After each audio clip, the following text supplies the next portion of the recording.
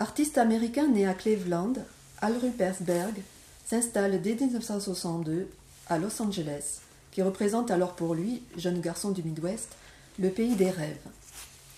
Délaissant ses aspirations premières, qui consistaient à intégrer un métier de graphiste ou d'illustrateur publicitaire, il participe à l'émergence de l'art conceptuel de la côte ouest.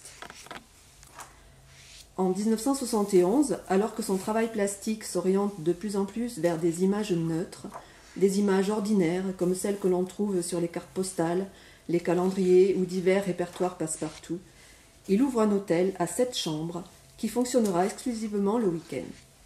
Le Grand Hôtel d'Al est alors un lieu propice à l'exploration des activités humaines. C'est aussi un espace d'accueil pour des installations qui, d'une façon ou d'une autre, font référence à son histoire personnelle. Car l'identité est la grande question pour celui qui donnera à son autoportrait les traits de Dorian Gray ou plus cocasse de Bugs Bunny.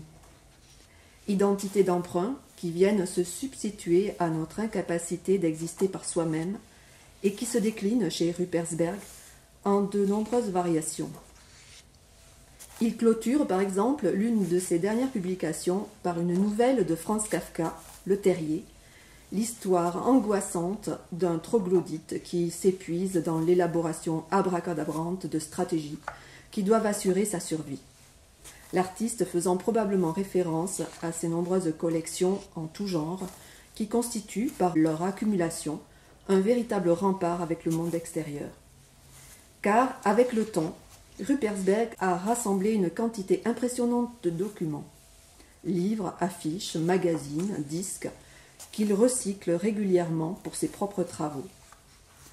Ainsi, pour You and Me on the Art of Give and Take, a-t-il superposé ses nombreuses photographies sur un guide pour hôtes datant de 1956 et destiné aux clients de l'ancien Mark Hopkins à San Francisco, réactivant 38 ans après certains projets initiés avec son grand hôtel.